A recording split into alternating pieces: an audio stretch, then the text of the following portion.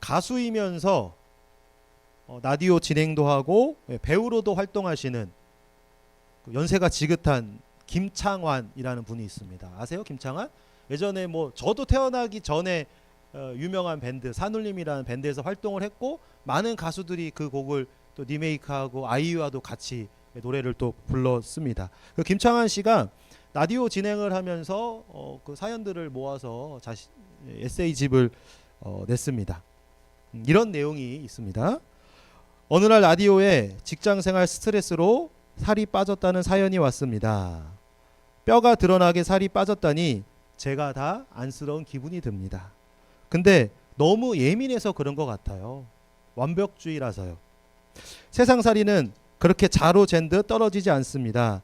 좀 여유롭게 생각해 보세요. 제가 종이에 동그라미를 그려보겠습니다. 하면서 이제 동그라미를 이제 그리기 시작한 거예요.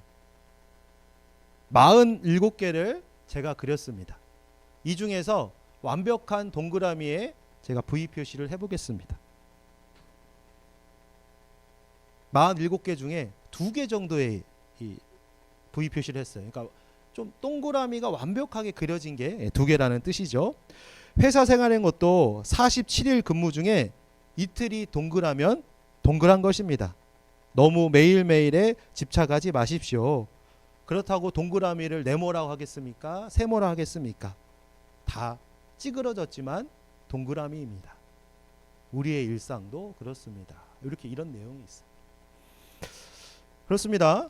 동그라미를 그릴 때 여러분, 완벽하게 동그라미가 그려지는 경우가 별로 없어요. 수십 개 그려면 그 중에 몇 개가 이제 좀 완벽할 수 있겠죠. 하지만 찌그러져도 동그라미입니다. 우리의 인생도 마찬가지예요. 내가 계획한 대로 되지 않습니다. 완벽하게 오늘 하루를 잘 살았다 이렇게 느낌이 드는 날이 그렇지 많지가 않아요. 부족하고 아쉬워도 하루를 마무리할 수 있으면 잘 보낸 것입니다. 우리의 신앙생활은 어떤가요? 믿음 생활은 어떤가요? 예배 잘 드리지 못할 때가 있습니다. 일상이 바빠서 빠질 때가 있어요. 그리고 예배 자리에 왔지만 생활의 염려와 걱정으로 아니면 피곤해서 예배에 집중하지 못할 때가 있습니다. 또 말씀과 기도하지 못하고 살 때도 많이 있어요. 그러니까 찌그러진 동그라미 같은 거죠. 그렇다고 해서 우리가 하나님의 자녀가 아닐까요? 내가 예배를 좀 잘 못 드렸다고 해서, 내가 말씀 못 읽고 기도 안 했다고 해서 하나님의 자녀가 아닌 것은 아니에요. 조금 부족해도 그런 나를 자녀 삼아주시고 그런 나를 하나님께서 살아가신다는 것을 신뢰하며 나아갈 때 언젠가는 우리 믿음의 동그라미도 완벽한 모습을 갖추게 될 것입니다. 우리 빗소의 성도님들이 지금은 찌그러진 동그라미일지라도 나를 사랑하시고 나를 완벽하게 하시는 그 주님을 의지하고 신앙의 길을 걸어가시길 예수님의 이름으로 축복합니다. 오늘 본문을 보면 완벽한 동그라미에 가까운 사람이 등장을 합니다. 근데 예수님은 그렇게 생각하지 않으신 것 같아요. 오늘 본문의 내용은 교회에 다니는 사람은 뭐 잘 아실 테고 그렇지 않은 사람들도 들어보았을 만한 그런 내용입니다. 일명 사마리아인의 비유라는 선한 사마리아인에 대한 비유입니다. 예수님 비유의 말씀을 통해서 진짜 그리스도인이 누구인지, 신앙과 삶이 일치하는 성도는 어떤 모습인지 한번 살펴보도록 하겠습니다. 한 사람이 예수님께 나와서 질문을 던집니다. 그는 본인도 그렇게 생각할 것이고 많은 사람들이 완벽한 신앙생활을 하고 있는 찌그러지지 않은 그런 동그라미 같은 사람입니다. 율법 교사였어요. 하나님의 말씀을 연구하고 가르치는 그 율법 교사입니다. 하나님의 말씀에 능통하죠. 하나님이 무엇을 좋아하고 싫어하시는지를 알고 있습니다. 그래서 그것을 잘 지키는 사람이에요. 25절 말씀입니다. 선생님, 내가 무엇을 하여야 영생을 얻으리이까? 그는 예수님께 자신이 무엇을 해야 영생을 얻을 수 있는지 질문합니다. 몰라서 질문했을까요? 알고 있어요. 자신이 생각하는 영생의 삶을 누리기 위해서 어떻게 해야 되는지 지식적으로는 너무 잘 알고 또 그것들을 지키고 있었습니다. 근데 한번 점검해 볼게요. 영생은 무엇인가요? 영원한 생명, 죽지 않고 영원히 사는 것입니다. 근데 인간이 그럴 수 있나요? 죽지 않는 인간은 없습니다. 태어났으면 언젠가는 다 죽게 되어 있습니다. 근데 하나님께서 인간에게 이 영생의 길을 열어 놓으셨습니다. 영원한 생명을 사는 것은 사람의 힘으로 되는 것은 아니고 하나님의 은혜로 가능합니다. 그래서 그 영생의 길을 가기 위해서 우리에게 허락하신 분이 바로 예수 그리스도죠. 그렇죠. 예수님으로 말미암지 않고는 하나님께로 올 자가 없다고 하셨습니다. 주 예수를 믿으라. 그리하면 너와 내 집이 구원을 받으리라. 예수님을 믿으면 살아있을 때나 육체가 죽은 이후에도 우리가 부활하여 하나님과 영원히 교제하는 삶을 살 수 있습니다. 하나님과 영원히 함께 사는 삶, 그것이 바로 영생의 삶인 거죠. 그리고 예수 그리스도를 통해서 구원받은 자, 영생을 사는 자가 누리는 복이 있습니다. 그렇죠? 하나님의 자녀이기 때문에 하나님이 부어주시는 그 축복이 있습니다. 예수 잘 믿으면 구원받고 또 풍성한 복 가운데 살아갈 수가 있는 거죠.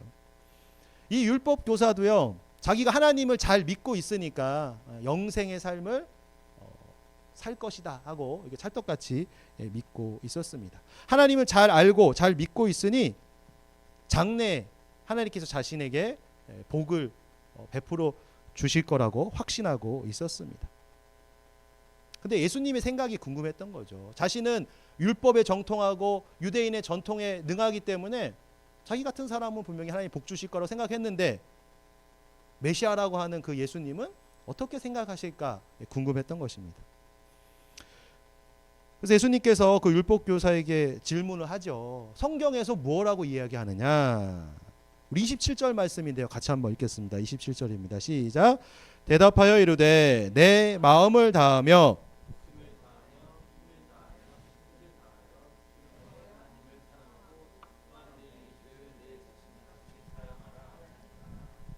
네, 율법 교사가 하나님의 말씀을 잘 알죠. 그래서 신명기 6장 5절에 하나님 사랑이 무엇인지, 또 레위기 19장 18절에 이웃 사랑에 대한 그 계명을 조합해서 대답한 거예요. 근데 예수님도 이렇게 얘기해 주셨죠. 그렇죠? 제자들에게 하나님 사랑, 이웃 사랑, 그것이 율법의 완성이다 이렇게 얘기를 했습니다. 또 이것이 바로 십계명의 핵심이에요. 우리가 지금 사순절을 보내면서 사순절 묵상집을 가지고 여러분들 묵상하고 계시죠? 네. 처음에 십계명을 가지고 이제 하나님 사랑, 예수님의 섬김의 그 제자도에 대해서 이야기를 하고 있어요. 근데 십계명이 크게 두 가지로 나눠지잖아요. 1계명부터 4계명까지는 하나님을 어떻게 사랑할 것인지, 그 다음에 5계명부터 10계명까지는 이웃을 어떻게 사랑할 것인지에 대해서 이야기를 합니다. 율법 교사도 정답을 얘기했어요. 예수님은 그의 말이 옳다고 인정하셨어요. 그렇게 실천하면 영생의 삶을 살 것이다. 하나님과 영원히 교제하는 삶, 그리고 하나님이 주시는 복 가운데 살 것이다 라고 말씀을 해준 거죠. 근데 여러분, 과연 이 율법 교사가 자기가 얘기한 대로 하나님 사랑하는 거, 이웃 사랑하는 그 영생의 삶을 살고 있었을까요? 말씀을 머리로 알고 있었고 형식적으로는 지키는 것 같았습니다. 그 전심으로, 진심으로 그것이 손과 발로 이루어졌을까를 한번 생각하게 됩니다. 머리로 믿는 것과 손과 발로 행하는 것은 별개의 것입니다. 다시 말하면 믿음과 삶의 일치가 잘 안 된다는 거예요. 내가 머리로 알고 있는 신앙과 실제로 삶의 현장에서 손과 발로 살아내는 신앙이 일치하기가 힘듭니다. 신앙과 삶의 일치가 어려운 거죠. 물론 예수님을 제대로 믿으면, 제대로 알고 믿으면 일치하겠죠. 하지만 대부분의 사람들은 괴리율이 있습니다. 어떤 사람은 믿는 것의 80%를 사는 사람도 있을 거예요. 어떤 사람은 50%, 어떤 사람은 10%도 못 사는 사람이 있어요. 교회에 다니고 예수님을 믿는다고 하지만 세상 사람들보다 더 못한 경우도 있습니다. 우리 성도님들은 어떠세요? 우리 교회는요, 신앙과 삶이 일치하는 성도, 그리하여 세상의 빛과 소금이 되는 교회가 되고자 모였습니다. 여러분은 어떠세요? 얼마나 일치하시나요? 괴리율이 크지 않으신가요? 예수님을 잘 알아도 괴리율이 있는데 잘 모르면 어떨까요? 예수님을 잘 몰라. 예수님의 마음을 모르고 뜻을 모르고 그러면 더 괴리율이 크겠죠. 우리의 과제가 있습니다. 바로 신앙과 삶의 일치를 이루어가는 거예요. 믿음과 믿는 대로 행동하는 것, 그것이 바로 우리의 과제를 할 수 있겠죠. 그래서 첫 번째 이 질문에 대해서 잘 대답을 했어요. 그런데 율법교사가 한 가지 더 질문을 합니다. 뭐 여러 가지 의도가 있었겠지만 이번에는 자신을 옳게 보이려고 하는 의도였어요. 자기가 하나님 말씀을 잘 알고 있고 그 말씀, 율법을 잘 지키고 있다는 것을 보여주고 싶었던 거예요. 그래서 그 가운데 모여있던 많은 사람들에게 자신에게 영생이 보장되어 있다는 것을 자랑하고 싶었던, 드러내고 싶었던 그 마음의 질문을 합니다. 29절인데요. 그 사람이 자기를 옳게 보이려고 예수께 여짜오되 그러면 내 이웃이 누구니까? 율법교사가 물은 거죠. 내 이웃이 누구니까? 하나님 사랑도 하고 있고 이웃 사랑도 하고 있다. 그래서 자신의 영생이 보장됐는데 이웃이 누구입니까? 하고 질문합니다. 주님이 그 질문의 의도를 모르시지 않겠죠. 그래서 이 사람의 전곡을 찌르는 비유를 이제 하시는 거예요. 선한 사마리아인의 내용은 이렇습니다. 한 사람이 예루살렘에서 여리고로 내려가던 중이었어요. 예루살렘에서 여리고까지는 한 30km 정도의 거리입니다. 그런데 그 길을 내려가다가 강도를 만났고 생명의 위험에 처한 거예요. 이 가는 길이 뭐 사막도 있고 좀 험준했던 것 같아요. 큰 바위들도 많아가지고 거기에 도적대들이 많이 숨어 있었다고 합니다. 그래서 예루살렘에 이스라엘 사람들은 예루살렘에 많이 가잖아요. 하나님께 제사 드리러 갔다가 내려오는 길에 습격을 해가지고 이제 약탈을 많이 했던 것 같습니다. 근데 한 사람이 그 예루살렘에서 여리고로 가다가 강도를 만났습니다. 다 뺏기고 옷까지 이제 벗겨진 그런 상태였어요. 옷을 입고 있으면 그 사람이 누군지 알 수 있겠죠. 옷에는 뭐 신분도 드러나고 직업도 드러나고 뭐 민족 성향도 드러납니다. 그런데 다 벗겨져서 누구인지 알아볼 수 없는 그런 상황이었어요. 여하튼 간에 거의 죽기 직전이었습니다. 그래서 누군가 도와주지 않는다면 그는 생명을 잃을 수밖에 없는 상황이었어요. 그때 세 명이 등장을 합니다. 본문에. 첫 번째는 누구였죠? 제사장입니다. 지금으로 말하면 뭐 목회자라고 할 수 있겠죠. 성전에서 예루살렘에 있는 성전에서 직무를 마치고 이동하는 중이었던 것 같아요. 근데 그가 이 강도 당한 자, 생명의 위협에 빠진 사람들을 보고 그냥 지나쳐 갔다고 합니다. 두 번째는 레위인이 등장을 해요. 그도 똑같이 행동했습니다. 성전에서 이 제사장을 도와서 자신의 직무를 감당하고 아마 돌아가던 그런 길이었을 겁니다. 제사장과 레위인은 성전에서 제사를 드리고 하나님을 섬기는 일을 합니다. 그것이 바로 하나님을 사랑하는 일이기 때문에 그래요. 하나님 사랑에 충실했던 사람입니다.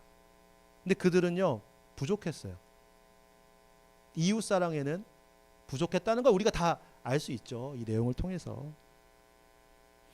율법을 잘 알고 있다고 자타가 공인하는 사람입니다. 그런데 왜 어려움 처한 사람, 이웃을 외면하고 갔을까요? 어찌 보면요, 그들은 율법의 변호를 받을 수도 있습니다. 무슨 얘기냐면 그들이 한 행동이 정당화될 수도 있다는 거예요. 율법에서는요, 제사 직무를 수행하는 사람들, 제사장이나 레위인이 시체를 가까이 해서는 안 된다고 규정하고 있습니다. 시체를 만지는 것은 부정한 일이에요. 지난주에도 우리가 그 혈루증 걸린 여인 부정하기 때문에 그 사람이 닿는 사람이나 물건은 다 부정하다고 얘기를 했잖아요. 마찬가지. 제사를 주관하는 이런 사람들이 시체를 만지면 부정해집니다. 더러워지는 거죠. 그렇게 되면 성전에 돌아가서 그 직무를 감당할 수가 없어요. 시간이 뭐 며칠 지나야지만 할 수가 있습니다. 그래서 이들은요, 어쩌면 그 사람이 쓰러져 있는 사람이 죽었다고 생각했을 수도 있어요. 그래서 부정한 시체를 만지면 안 된다라고 생각해서 지나쳤을 수도 있습니다. 또 아니면 혹시나 그 사람을 도와야 돼서 어떤 사건에 엮일 수도 있잖아요. 그러고 싶지 않아서 그들은 지나간 거예요. 율법적으로 봤을 때는 변호의 여지가 조금은 있다는 거예요. 그런데 이 강도 만나서 쓰러져 있는 사람은 어떤 상태라고 했죠? 옷이 다 벗겨져 있습니다. 그래서 이 본문의 내용을 가지고 좀 유추해 보면 옷이 벗겨져 있다 보니까 그가 누구인지 신분을 알 수 없는 거예요. 유대인인지 이방인인지도 알 수 없습니다. 어떤 사람인지 알 수 없어요. 만약에 그가 유대인이었다면 어쩌면 제사장과 레위인이 그냥 지나치지 않았을 수도 있습니다. 왜냐하면 자기 동족이니까 한번 살펴봤을 수도 있는 거예요. 그래야 그게 이웃 사랑이잖아요. 그런데 그의 신분을 전혀 알 수 없었습니다. 그래서 그냥 지나친 거죠. 그리고 세 번째 어떤 사람이 등장하나요? 사마리아인입니다. 사마리아인.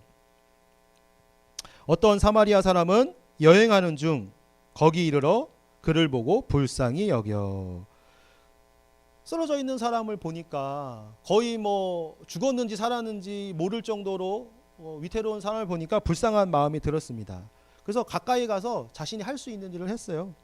기름과 포도주를 상처에 붓고 바르고 또 가까운 주막으로 데려가서 밤새 그를 치료해 주었습니다. 다음 날에는요, 부득이하게 좀 떠나야 되는 상황이었어요. 그래서 그 주인에게 간호를 맡기고 나중에 추가로 드는 비용은 자기가 돌아와서 지불하겠다고 약속을 했습니다. 이 비유를 들은 율법교사의 마음이 어땠을까요, 여러분? 율법교사는 하나님의 선택을 받은 유대인입니다. 그리고 자기는 하나님을 잘 섬기는 사람이에요. 하나님께 칭찬받을 수 있는 사람입니다. 그런데 사마리아인은 어떤 사람이죠? 유대인들이 가장 경멸하는 대상이에요. 인간 취급도 안 하는 거죠. 그런데 유대인 제사장과 레위인은 다 지나쳤지만 이 사마리아인이 그 죽어가는 사람을 도왔습니다. 그의 행동으로 그는 생명을 건지게 되는 거죠. 그래서 이 이야기를 듣고 비유를 듣고 참 심기가 불편했을 거예요. 예수님이 다시 율법교사에게 질문을 합니다. 36절 말씀인데요. 우리 36절 같이 한번 읽도록 하겠습니다. 시작. 내 생각에는 그러자 뭐라고 대답하나요? 그 자비를 베푼 자. 차마 사마리아인이라고 이름을 그 사람을 얘기하지는 않아요. 그죠? 마지못해서 자비를 베푼 자가 그의 이웃입니다 하고 얘기를 하는 거죠. 여러분, 강도당한 자에게 이웃은 누구인가요? 율법을 잘 알고 율법을 지키고 하나님을 사랑한다고 했던 제사장이나 레위인이 아니라 하나님께 버림받았다고 생각한 그 사마리아인, 하나님의 말씀과는 동떨어져 있다고 생각하는 그 사람이 바로 이 강도 만난 자의 이웃이 되었습니다. 주님은요, 비유를 통해서 대답을 해주신 거예요. 내 이웃이 누구입니까? 라고 율법교사가 질문했을 때 비유를 통해서 말씀하셨습니다. 근데 이게 유대인에게 일반적이었던 것 같아요. 그들에게선 이웃의 범위가 명확했습니다. 자신들의 동족인 유대인들이 자신들의 이웃인 거예요. 그리고 조금 더 확장하면 자신들을 선하게 대하는 자, 자신들에게 도움이 되는 자까지가 이웃에 해당했습니다. 그래서 이웃사랑의 범주는요, 유대인이나 좀 친분이 있는 도움이 될 만한 사람들까지가 이웃인 거죠. 율법교사 역시 그 테두리 안에 있었습니다. 그러니까 자신의 신분, 자신의 사회적인 지위를 가지고 이웃을 결정했던 거죠. 예수님께서는요, 누가 내 이웃인가 하는 것보다는 내가 누구의 이웃이 되어야 하는가에 대해서 말씀하셨습니다. 주님은 우리에게 상처 입은 사람, 아픔을 겪는 사람의 이웃이 되라고 말씀합니다. 나의 이웃을 한정해서 나와 비슷한 환경에 있는 사람, 나의 능력과 비길 수 있는 사람, 유익이 있는 사람으로 제한하는 것이 아니라 이웃이 필요한 자에게 도움이 되고 힘이 되라고 주님이 우리에게 말씀합니다. 그게 주님의 마음이에요. 그것이 진정한 하나님을 사랑하는 사람의 모습입니다. 하나님을 진짜 사랑하는 사람은 그렇게 이웃사랑을 하게 된다는 거예요. 여러분, 삶과 신앙의 일치는 어떻게 가능할까요? 우리가 믿는 바와 우리가 살아가는 바가 어떻게 일치가 될까요? 먼저 하나님을 제대로 알아야 됩니다. 하나님의 사랑을 누리고 하나님을 섬겨 드려야 됩니다. 그러면서 하나님의 사랑과 은혜로 채워져야 돼요. 그리고 그 사랑과 은혜로 이웃을, 공동체를 섬길 때 그것이 바로 삶과 신앙의 일치를 이루는 그런 모습이라 할 수가 있겠습니다.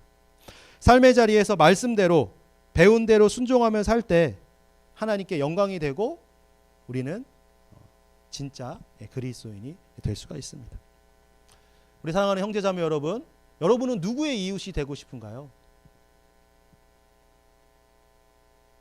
우리 사는 곳에 따라서 여러 가지가 영향을 받습니다. 그래서 더 좋은 환경으로 교육할 수 있는 곳으로 가야 된다고 생각하고 더 잘 사는 사람들이 모여 있는 곳으로 가야 된다고 생각을 합니다. 그게 유익이 있을 수도 있지만 꼭 그렇게 살지 않아도 우리는 인생을 살아갈 수가 있죠. 그런 사람들을 꼭 우리의 이웃으로 두지 않아도 됩니다. 우리는 이웃이라고 생각하고 갔지만 그들이 이웃이라고 받아들여 줄지는 또 의문이에요.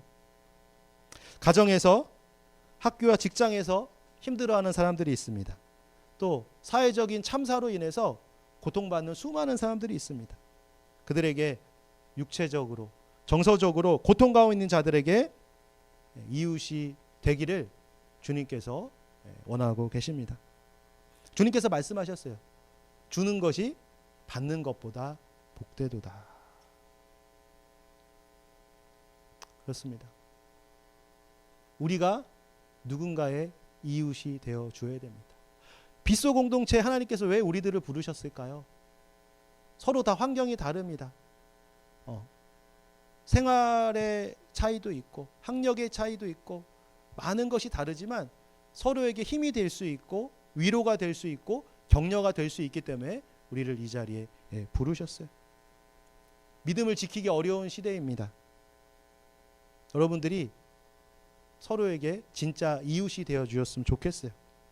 또 여기서 그 삶을 경험하고 은혜를 받아서 또 세상 속에서 힘겨운 시대를 살아가는 이웃들에게 정말 하나님의 사랑을 전하고 예수님의 사랑을 전하면서 진짜 이웃이 되어 주시길 바랍니다. 그것이 하나님께서 우리에게 원하시는 것이고 우리를 이 빗소 공동체에 부르신 이유이기 때문입니다.